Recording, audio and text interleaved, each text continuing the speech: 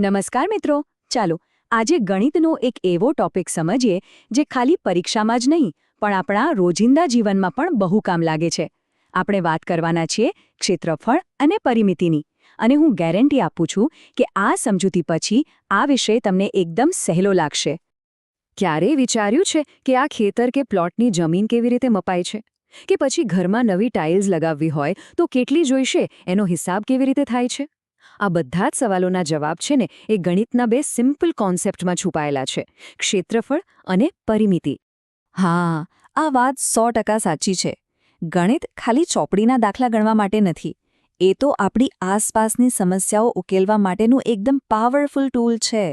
અને ક્ષેત્રફળ અને પરિમિતિ એનું બેસ્ટ ઉદાહરણ છે. તો ચાલો હવે સીધા મુદ્દા પર આવીએ. આ પરિમિતિ અને ક્ષેત્રફળ આખરે છે શું? બંને વચ્ચે શું ફરક છે અને ક્યાં કોનો ઉપયોગ થાય? ચાલો બધું જ ક્લિયર કરી લઈએ.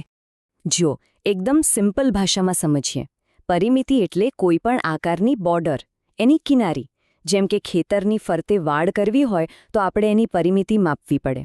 અને ક્ષેત્રફળ એટલે એ આકારની અંદરની આખી જગ્યા.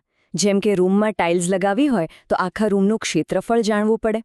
અને હા, એક વાત ખાસ યાદ રાખવાની, બંનેના એકમ અલગ છે. પરિમિતિ મપાય મીટરમાં તો ક્ષેત્રફળ મપાય ચોરસ મીટરમાં.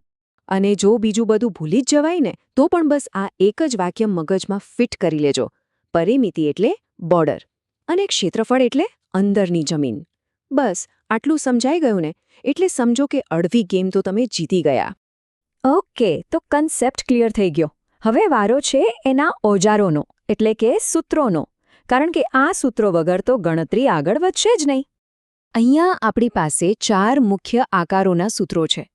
ચોરસની ચારે બાજુ સરખી, એટલે પરિમિતિ માટે 4 ગુણ્યા લંબાઈ, અને ક્ષેત્રફળ માટે લંબાઈનો વર્ગ. લંબચોરસમાં 2 લંબાઈ અને 2 પહોળાઈ હોય, એટલે પરિમિતિનું સૂત્ર છે 2 ગુણ્યા લંબાઈ વત્તા પહોળાઈ, અને ક્ષેત્રફળ માટે લંબાઈ ગુણ્યા પહોળાઈ. એવી જ રીતે ત્રિકોણ અને વર્તુળના સૂત્રો પણ છે.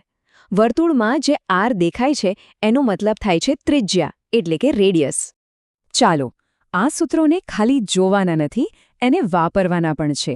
એકદમ સિમ્પલ ઉદાહરણથી શરૂઆત કરીએ, જેથી બધું બરાબર મગજમાં બેસી જાય. ધારી લો કે એક લંબચોરસ ખેતર છે. લંબાઈ છે 20 મીટર અને પહોળાઈ 15 મીટર. ઓકે, સૌથી પહેલાં શોધીશું પરિમિતિ. સૂત્ર શું હતું? 2 ગુણ્યા લંબાઈ વત્તા પહોળાઈ. તો ચાલો કિંમત મૂકીએ: 2 ગુણ્યા 20 વત્તા 15. હવે 20 અને 15 થાય 35. તો આપણી ગણતરી થઈ 2 ગુણ્યા 35. અને જવાબ આવ્યો 70 મીટર. આનો મતલબ શું થયો?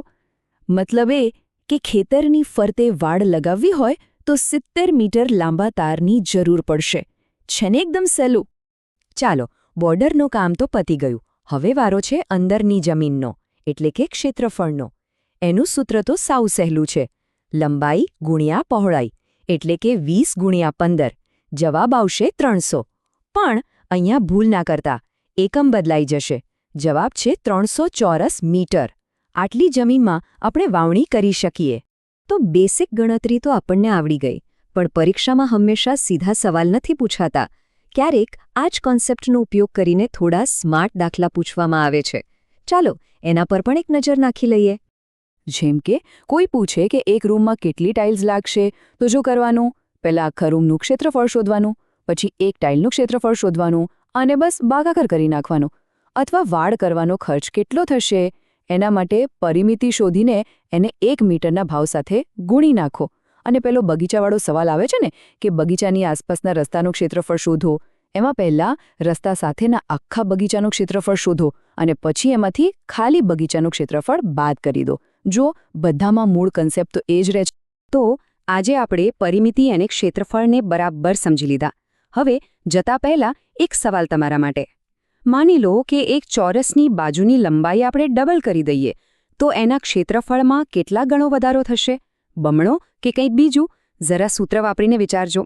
આશા છે કે તમને આ વિષય હવે સરળ લાગ્યો હશે. આવી જ વધુ ઉપયોગી માહિતી માટે અમારી YouTube ચેનલ દિશા એકેડેમીને સબસ્ક્રાઇબ કરો અને અમને ઇન્સ્ટાગ્રામ, ટેલિગ્રામ અને ફેસબુક પર પણ ફોલો કરવાનું ભૂલતા નહીં.